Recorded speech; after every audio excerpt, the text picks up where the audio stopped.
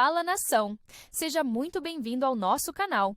Aqui é o seu espaço para ficar por dentro de tudo sobre o Mengão. Então, já sentando o dedo no like, se inscreve no canal e ativa o sininho para não perder nenhum lance do mais querido.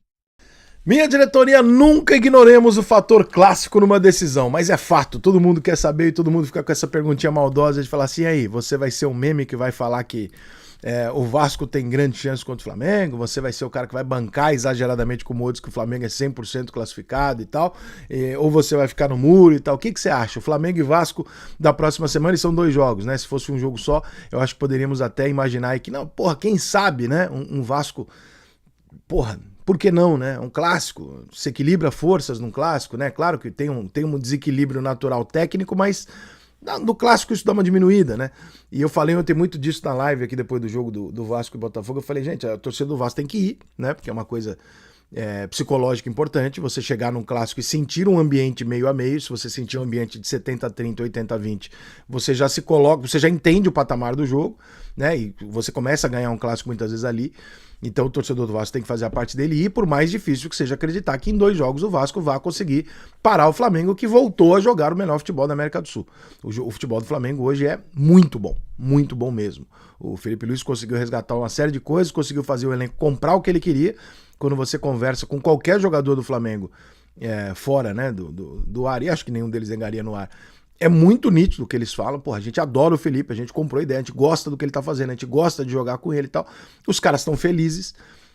E jogador feliz, irmão, com o time forte, comprando o barulho do treinador, é foda. Ainda mais um treinador como o Felipe Luiz, que é um cara extremamente focado, preparado, estudioso, um cara de outra geração, né? De uma geração que vem aí do futebol brasileiro, de treinadores com esse novo perfil que a gente, como eu falei aqui durante um tempo, talvez 10 anos eu fale isso, tem um gap, e esse gap ele é corrigido por geração. Ele nunca é corrigido no grito e nem gritando no microfone falando, tem que trocar, o treinador brasileiro é isso aqui não vai acontecer, irmão. Isso é uma geração que vai trocando, é aos poucos. Todo o processo ele é lento e ele acontece no tempo dele. Não adianta você gritar que amanhã de manhã vai aparecer 8 treinadores brasileiros e falar, me formei na UEFA, não vai acontecer.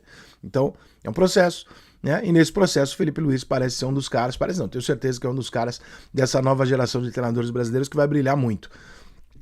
O Flamengo tem um time muito melhor que o do Vasco, muito mais bem treinado, muito mais confiante, num momento muito melhor, com peças individuais muito superiores, e é muito difícil imaginar um cenário que em 2 jogos o Vasco consiga reagir ao Flamengo durante 2 partidas. O que pode acontecer? Ou o Vasco segurar o primeiro jogo e no segundo acontecer alguma coisa, tipo um pênalti, uma expulsão logo no começo e tal, pode acontecer. Né? Nós estamos falando de 2 jogos decisivos, um clássico, então ignorar o fator clássico é tão burro quanto negar o favoritismo do Flamengo. Você acha que o Flamengo passa? Acho que passa, e passa bem do Vasco.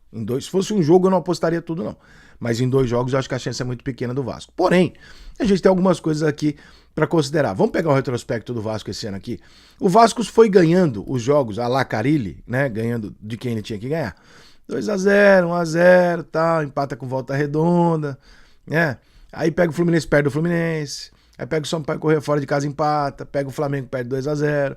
Pega o Rondonópolis, ganha o jogo. E agora ganha o jogo do Botafogo, com uma partida horrorosa do Botafogo, mas o Vasco fazendo legalzinho o papel dele.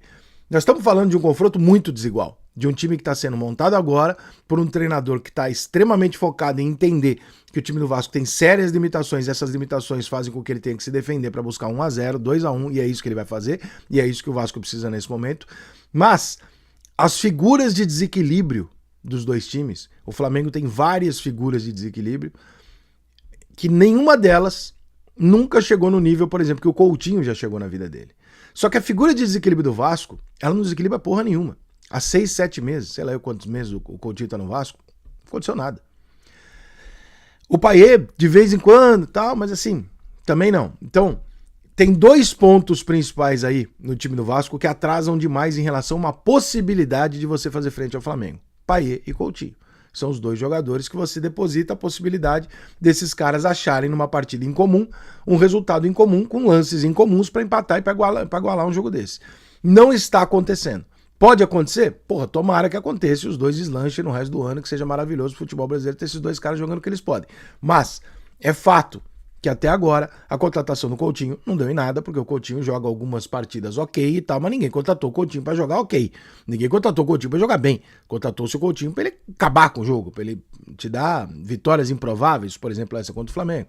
Então, esse Coutinho ainda não apareceu, nem chegou perto de aparecer. O Payet já tem muito mais vontade de que fale, pô, daqui a pouco o Payet vai embora do que esperar que o Payet vai explodir e jogar tudo que ele pode.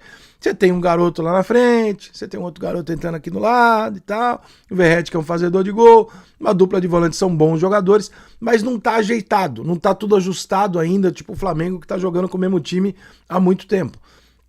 Então a falta de ajuste, de entendimento, de confiança, etc., obviamente dá um favoritismo muito grande para o Flamengo. Negar isso seria loucura. Só que favoritismo não é resultado final, gente. Então, o Flamengo ainda tem a vantagem, né, de ter feito a melhor campanha. Então o Flamengo ainda encerra no Maracanã. O jogo de ida em São Januário é um outro fator que a gente tem que colocar nessa balança. Primeiro, não deve acontecer. E segundo, não pode acontecer. Com todo respeito a São Januário, as questões mais fanáticas vascaínas e tal, não dá. Porque se os dois jogos são meio a meio, como diz no regulamento, não tem condição nenhuma de fazer um negócio desse. No atual cenário do Rio de Janeiro, no estádio de São Januário, não tem condição. Porque num jogo desse, irmão, só vai organizada. A família não vai. Então você tá pedindo pra dar uma merda ali de um tamanho considerável. Não tem porquê. E pro Vasco, eu vou te dizer, mesmo se o Vasco propor ao Flamengo, o Flamengo vai aceitar, tá? Porque o Flamengo não é trouxa. Se o Vasco falar, não, vou jogar 100% a minha torcida na ida e 100% a sua na volta, é vantagem pro Flamengo. A decisão vai ser no Maracanã com 70 mil flamenguistas. Você vai jogar lá com 15, 20 mil vascaínos no primeiro jogo e o Flamengo sem pressão nenhuma. É muito mais fácil o Vasco ter 2 clássicos de ambiente meio a meio no Maracanã com o Flamengo do que ele ter um jogo pra ele e o outro jogo todo pro Flamengo. É muito mais negócio pro Vasco. Então, aceite jogar as duas partidas do Maracanã com meio a meio. Dá teu jeito de pegar o teu 50% de ingresso e não deixar na bilheteria, porque esse é uma cagada recorrente. Se você permite que um dos times vá comprando os setores, né, que não são pré-estabelecidos, alguma coisa assim, você perde esses ingressos. Então, o Vasco que haja nos bastidores para garantir os 50% dele, porque isso é muito importante pro Vasco. Né? O Flamengo, cara, ele não tem problemas. Eu não tenho por que ficar aqui fazendo grandes análises do que o Flamengo tem que fazer. Eu não tenho. O Flamengo simplesmente tem que entrar em campo. O torcedor do Flamengo vai estar lá, como sempre está. O time tá voando, tá tudo dando certo. O time é suficientemente melhor do que o adversário para ganhar os 2 jogos. Então, assim, dentro da normalidade, o Flamengo passa com tranquilidade.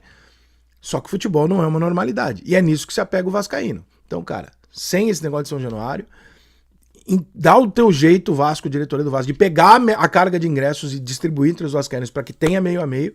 E ali, irmão, joga tudo no fator clássico e numa bola talvez do Coutinho, porque imaginar que hoje o que joga o Flamengo e o que joga o Vasco vai dar jogo em 2 jogos é realmente muito difícil. Não tem exagero nenhum em dizer que o Flamengo é absolutamente favorito, o que não quer dizer que o Flamengo vai se classificar.